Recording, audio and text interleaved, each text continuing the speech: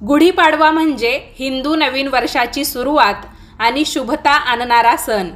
या दिवशी काही खास वस्तू घरामध्ये आणल्यामुळे संपत्ती, सौख्य आणि समृद्धी वाढते असे मानले जाते। मग त्या वस्तू नेमक्या कोणत्या?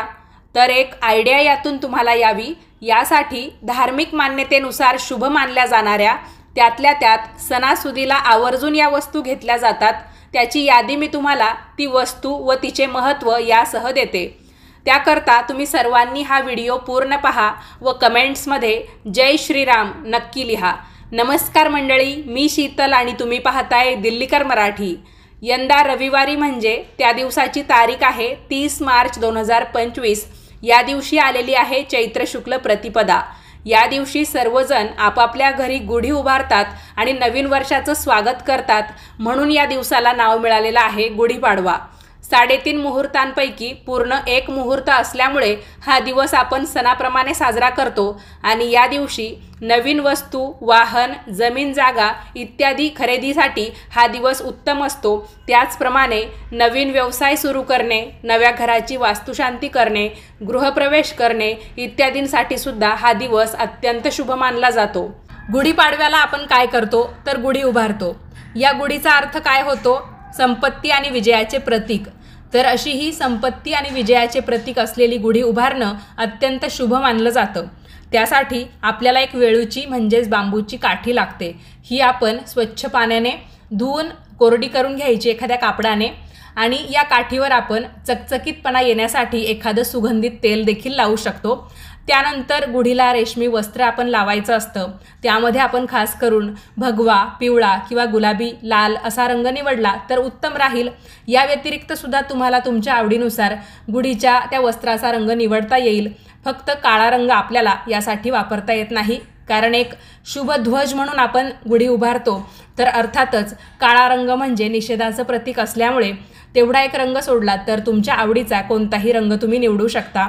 गुढीवर आपण आंब्याची पानं, कडुनिंबाची डहाळी, फुलांची माळ, साखरेच्या गाठी, तसेच चांदी, तांब्या किंवा आपल्याकडे ज्या धातूचा कलश उपलब्ध आहे, ज्या धातूचा तांब्या आपल्याकडे उपलब्ध आहे तो उपडा करून त्या गुढीच्या काठीवर लावला की अशा पद्धतीची आपली गुढी तयार होते। त्यानंतर आपापल्या परंपरेनुसार आपण त्या गुढीची पूजा करायची असते। आता या दिवशी सोनं, चांदी, देवी लक्ष्मीची मूर्ती हे खरेदी करणं अत्यंत शुभ मानलं जातं। यामुळे आपल्या घरामध्ये आर्थिक समृद्धी राहते। पण आत्ताचा काळ बघता सोन्या चांदीचे भाव इतके गगनाला भिडलेले आहेत की प्रत्येकजण या गोष्टी खरेदी करू शकत नाही। तर आपल्याला या दिवशी सोन्याहूनही मौल्यवान किंवा त्या चांदीहूनही मौल्यवान अजून काय खरेदी करता येईल तर तेही मी तुम्हाला सांगते। यातली पहिली वस्तू आहे ती म्हणजे हळदी कुंकू आणि गंध। आपण हळद कुंकू किंवा गंध कशासाठी वापरतो? शुभता आणि मंगल कार्यासाठी। भलेही आपण एखादी सोन्याची वस्तू घेतली, चांदीची वस्तू घेतली किंवा सोन्या चांदीचा तांब्या उदाहरणार्थ आपण घेतला आणि पूजेसाठी आपल्याला तो वापरायचा आहे, पण आपण तो तसाच पूजेसाठी ठेवला तर तो योग्य दिसेल का? जेव्हा आपण जेव्हा आपण त्या तांब्यावर किंवा त्या ताटावर काहीतरी शुभचिन्ह काढू, जसं की स्वस्तिक काढला, ओम काढला, तरच ते चांदीचं किंवा सोन्याचं ताट असेल, तांब्या असेल तो परिपूर्ण वाटेल किंवा योग्य ती शोभा त्याला येईल। म्हणून सोन्या चांदीहूनही मौल्यवान असणारी सगळ्यात पहिली गोष्ट आपण हळदी कुंकू किंवा एखादा गंध, उदाहरणार्थ चंदनाचा गंधसुद्धा आपल्याला देवपूजेमध्ये कामात येतो। तर नक्की आपण या दिवशी या गोष्टींची खरेदी करावी आणि खूप काही पैसे त्यासाठी लागणार नाही आहे। भलेही तुमच्याकडे हळदी कुंकू असेल, चंदनाचा गंध असेल, तरी पण गुढीपाडव्याचं निमित्त आहे म्हणून या दिवशी ही गोष्ट नक्की खरेदी करा। यानंतरची पुढची वस्तू, तर ही वस्तू नाही तर पदार्थ आहे। गुढीपाडव्याला नवीन गहू, तांदूळ, डाळी, साखर किंवा गूळ खरेदी करणं अत्यंत महत्त्वाचं किंवा शुभ मानलं जातं। हे अन्नसंपन्नतेचं आणि लक्ष्मी कृपेचं प्रतीक मानलं जातं। घरामध्ये गुढीपाडव्याला जर आपण नवीन धान्य आणलं तर वर्षभर धनधान्याची कमतरता राहत नाही। आता भलेही तुमच्याकडे हे धान्य उपलब्ध असेल तरी पण एक गुढीपाडव्याचं महत्त्व आहे म्हणून अगदी थोडंसं धान्य तुम्ही या दिवशी नक्की आणा आणि तुमच्या त्या धान्यामध्ये मिसळून देऊ शकता। जसं की तुम्ही एखादी डाळ आणली तर मग त्या डाळीमध्ये तुम्ही नवीन आणलेली डाळ मिसळून द्यायची। सर्वप्रथम तुम्ही या सर्व धान्यांची हवं तर पूजा करून घ्या आणि नंतर संध्याकाळी हे धान्य त्या धान्यामध्ये तुम्ही मिसळून दिलं तरीही चालेल। नवीन वर्षाच्या पहिल्याच दिवशी ताजे धान्य आपण जे आणतो तर अन्नसंपन्नता किंवा अन्नपूर्णा देवीची कृपा आपल्यावर कायम राहावी यासाठी ते आणायचं असतं. साखर आणि गूळ आणल्यामुळे घरामध्ये गोडवा आणि स्नेह वाढतो. नवीन झाड, त्यामध्ये एकतर तुळशीचं रोप, बेलाचं रोप किंवा एखाद्या फुलझाडाचं रोप आपण आणावं आणि ते आपल्या घरी जरूर लावावं. तुम्ही जर तुळशीचं रोप या दिवशी लावणार असाल किंवा बेलाचं रोप लावणार असाल तर त्यांची पूजा अवश्य करा. आणि जेव्हा तुम्ही तुळशीचं रोप या दिवशी लावाल तर त्या तुळशीच्या रोपाबरोबर एक गोल गरगरीत खडासुद्धा किंवा एक गोल गरगरीत दगडसुद्धा तुम्हाला त्या तुळशीच्या मुळाशी पुरायचा आहे, जेणेकरून ते शालिग्रामांचं प्रतीक आहे. या अर्थाने आपण तुलसी माता जेव्हा लावतो, तिची एक प्रकारे आपण प्राणप्रतिष्ठा करतो, तर तिच्याबरोबर शालिग्रामसुद्धा हवेत, जेणेकरून त्या तुळशीला एक पूर्णत्व येतं. कारण शालिग्रामांशिवाय किंवा भगवान विष्णूंशिवाय तुलसी माता ही अपूर्ण आहे, हे आपण लक्षात घेतलं पाहिजे. तर मग ही जी काही झाडं आपण लावतो त्यामुळे आपल्या घरामध्ये शुभ स्पंदनं राहतात. यानंतर पुढची महत्त्वाची गोष्ट म्हणजे श्रीराम, हनुमान किंवा कुबेराची मूर्ती आपण धनलाभ आणि विजयासाठी म्हणून आपल्या घरात आणू शकतो आणि त्यांची पूजा देखील करू शकतो. लवकरच रामनवमी येईल, हनुमान जयंती येईल आणि जेव्हा काही धनधान्य संपत्ती किंवा वैभव, समृद्धी या अर्थाचे काही सणवार येतात तेव्हा आपण कुबेर देवतेची पूजा अवश्य करतो. त्यामुळे कुबेराची मूर्ती जरी तुम्ही आणली तरी पण तुम्हाला दिवाळी, दसरा, त्याचबरोबर अक्षय्य तृतीया, गुढीपाडवा यासारख्या सणांना त्यांची पूजा नक्की करता येईल. तर ही जी कुबेराची मूर्ती असते ती तुम्हाला तिजोरीत ठेवावी लागेल, ती देवघरात काही ठेवत नाही.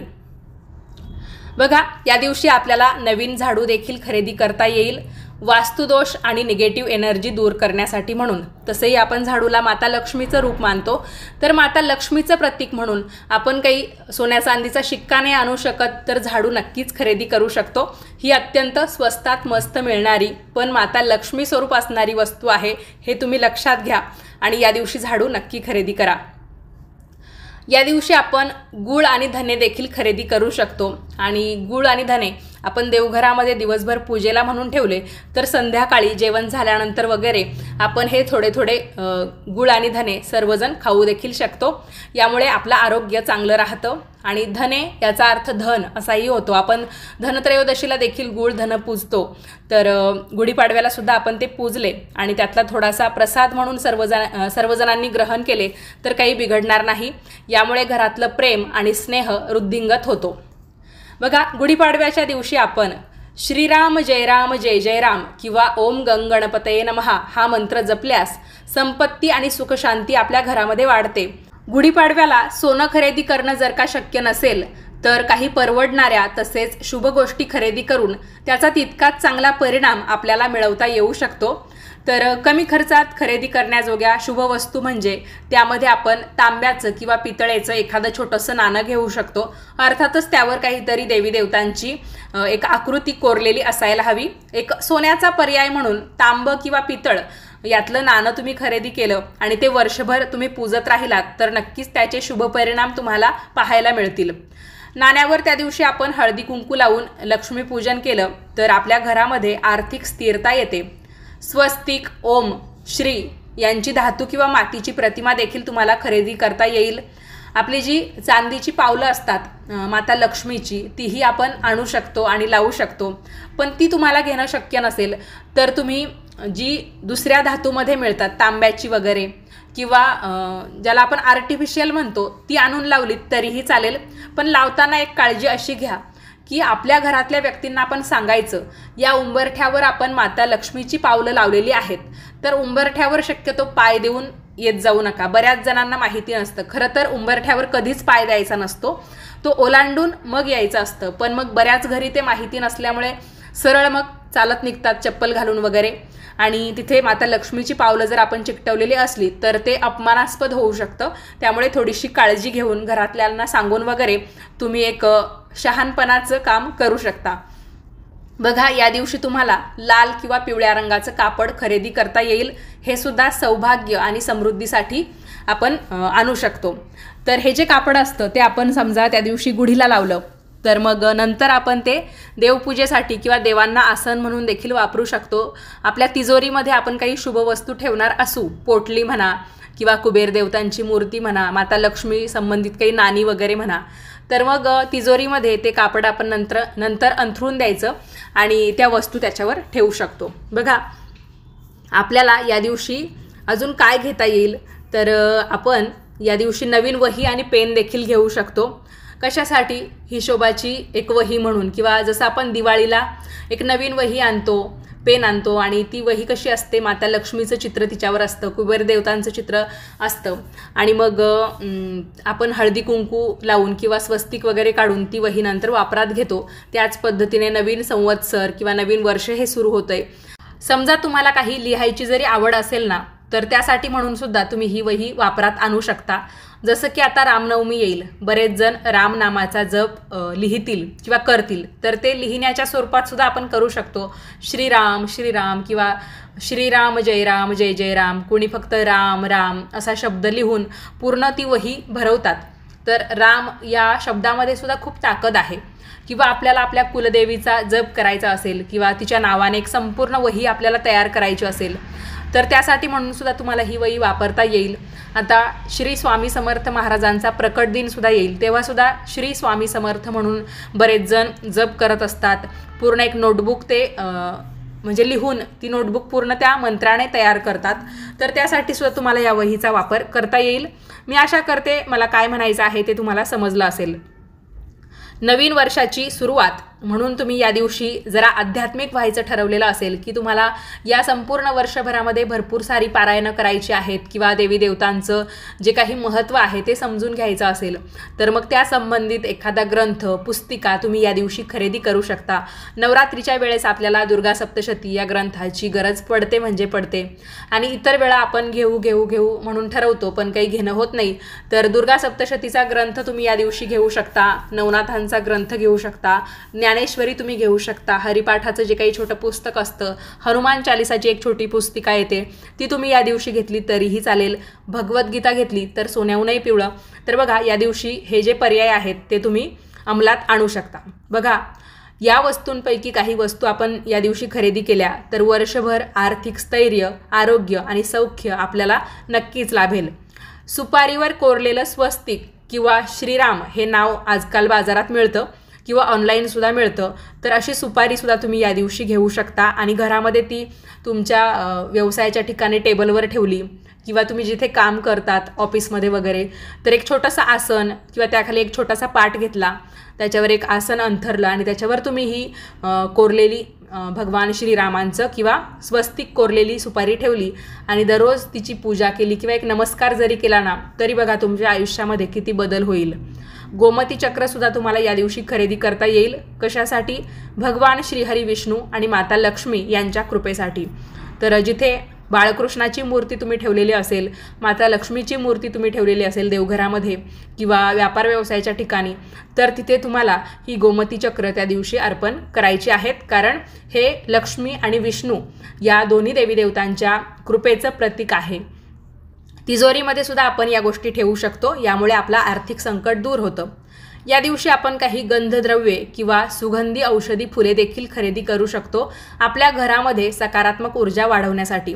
तर या दिवशी तुम्हाला चंदन सुगंधामधलं काहीतरी आणता येईल, धूप म्हणा, अगरबत्ती म्हणा, तर ते तुम्ही आणू शकता किंवा त्या संबंधित काही द्रव्य तुम्हाला मिळालं, द्रवपदार्थ चंदनाचा सुगंध असलेलं, तर तेही तुम्ही आणू शकता. त्याचबरोबर सोनचाफ्याची फुलं तुम्हाला या दिवशी मिळाली तर नक्की आणा आणि काचेच्या बॉटलमध्ये तुम्ही जर पाणी भरून ती फुलं ठेवली तर खूप दिवस ती टिकतात. बऱ्याच जणांचा अनुभव असेल किंवा तुम्ही तुमच्या गुरूंना, तुमच्या घरात तुम्ही ज्यांना आराध्य मानतात अशा देवी देवतांना देखील ही फुलं वाहू शकता. आता मोगऱ्याचा सीझन आहे तर मोगऱ्याचं झाड देखील तुम्हाला या दिवशी लावता येईल. नागकेशराची फुलं तुम्हाला जर मिळाली, नागकेशर, तर ती सुद्धा तुम्ही तुमच्या घरी आणा आणि त्यांची सुद्धा तुम्ही पूजा करू शकता किंवा तुळशीला वगैरे ही फुलं तुम्ही अर्पण करू शकता. हे फुलं काय करतात तर घरामध्ये सुगंध निर्माण करतात आणि अर्थातच सुगंध म्हटलं की तिथे सकारात्मक ऊर्जा नक्की वाढलेली असते. पंचमुखी रुद्राक्ष किंवा तुळशी माळ देखील तुम्हाला या दिवशी खरेदी करता येईल. जपमाळ म्हणून तुम्ही ती वापरू शकता. गळ्यात घालायची असेल तर मग या दिवसापासून तुम्हाला मांसाहार कायमचा बंद करून ती माळसुद्धा धारण करता येईल. आपल्या शारीरिक आणि मानसिक शांततेसाठी हे अतिशय उत्तम लक्षण आहे. ज्यांच्या घरामध्ये अजूनपर्यंत शंख नाही आहे तर मग ते या दिवशी एकतर दक्षिणावर्ती शंख किंवा विष्णू शंख या दिवशी खरेदी करू शकतात. माता लक्ष्मी आणि श्रीहरी विष्णू यांचं ते प्रतीक मानलं जातं. नवग्रह यंत्र किंवा श्रीयंत्र तुम्ही या दिवशी आणलं आणि तुमच्या घरामध्ये स्थापन केलं, व्यापार व्यवसायाच्या ठिकाणी जर तुम्ही श्रीयंत्र या दिवशी स्थापन केलं तर तिथला वास्तुदोष जो आहे तो कायमचा निघून जाईल आणि अर्थात तुमच्या देवघरामध्ये ठेवलं तर तुमची संपूर्ण वास्तू, संपूर्ण घर हे त्या दिवशी शुभ होऊन जाईल आणि घरामध्ये कोणत्याही प्रकारचा वास्तुदोष अजिबात राहणार नाही. तर हे जे श्रीयंत्र असतं त्याच्यावर आपण माता लक्ष्मी आणि श्रीहरी विष्णू यांना स्थापन करायचं असतं, कारण श्रीयंत्र म्हणजे त्या दोघांचं आसन आहे. आणि ज्या वेळेस गुरुवार असेल, शुक्रवार असेल किंवा पौर्णिमा, अजून काही ज्या महत्त्वाच्या तिथी असतात त्यांच्या संबंधित, तर त्या वेळेस तुम्ही त्या श्रीयंत्रावर कुंकुमार्चन देखील करू शकता. आता काही श्रीयंत्र जी असतात तर ती अशी उंच अशा डोंगरासारखे दिसतात बघा, त्या टाईपची पण श्रीयंत्र असतात. तर तिथे काही आपल्याला त्याच्यावर भगवान श्रीहरी विष्णू आणि माता लक्ष्मी यांना ठेवता येणार नाही. तर मग तुम्ही ते सेपरेट त्यांच्या समोर ठेवू शकता. आणि ज्यांना अगदी पत्र्याचं चौकोनी किंवा आयताकृती श्रीयंत्र मिळून जाईल तर त्यांनी मग त्याच्यावर त्या दोघांच्या मूर्ती स्थापन करायच्या. या दिवशी ज्यांच्याकडे म्हणजे माता लक्ष्मीची मूर्ती नाही आहे तर त्यांनी स्फटिकाची माता लक्ष्मीची मूर्ती किंवा पिरॅमिड खरेदी केला तरीही चालेल. समजा एखाद्या घरामध्ये एखाद्या दाम्पत्याला अजूनसुद्धा संतती सुख नाही आहे, म्हणजे मूलबाळ काहीच नाही आहे, भरपूर दिवसापासून तुम्ही प्रयत्न करताय, डॉक्टर दवाखाने तुमचे चालू आहेत आणि तुम्हाला एखादं गोंडस बाळ हवं आहे अशी तुमची इच्छा आहे, तर तुम्ही या गुढीपाडव्याच्या निमित्ताने दुसरं काही नाही घेतलं, फक्त एक प्रभू श्रीरामांची बालस्वरूपात असलेली प्रतिमा घेतली, म्हणजे फोटो घेतला आणि तो आणून तुमच्या घरात लावला, दररोज त्या फोटोची पूजा केली, तर रामनवमीपर्यंतच तुम्हाला एक शुभशकून मिळून जाईल की तुम्ही लवकरच आई बाबा होणार आहात. तर हा जो फोटो असतो तो तुम्ही नक्की घ्या. आणि दुकानामध्ये समजा तयार नसेल तर रामनवमीच्या आतपर्यंत जरी तुम्ही तो फोटो दाखवून तुम्हाला हवा तसा तुम्ही बनवून घेतला आणि ऐन रामनवमीच्या दिवशी पूजा केली तरी पण तिथून पुढच्या काळात म्हणजे लवकरात लवकर तुम्हाला तुमची गोड बातमी मिळून जाईल किंवा त्या संबंधितचा एक शुभशकून नक्की प्राप्त होईल, यामध्ये मात्र काही शंका नाही. मंडळी, तुम्हाला हा व्हिडिओ कसा वाटला मला कमेंट्स करून नक्की कळवा. आवडला असेल तर लाईक करा, जास्तीत जास्त लोकांना पाठवा आणि याच पद्धतीचे नवनवीन माहितीचे धार्मिक आध्यात्मिक व्हिडिओ पाहण्यासाठी आजच आपल्या दिल्लीकर मराठी या यूट्यूब वाहिनीला सबस्क्राईब करा. आपण भेटूयात पुढच्याच नवीन व्हिडिओमध्ये. तोपर्यंत सर्वांनी काळजी घ्या. व्हिडिओ पाहिल्याबद्दल तुम्हा सर्वांचे खूप खूप धन्यवाद आणि गुढीपाडव्याच्या हार्दिक शुभेच्छा. जय श्रीराम.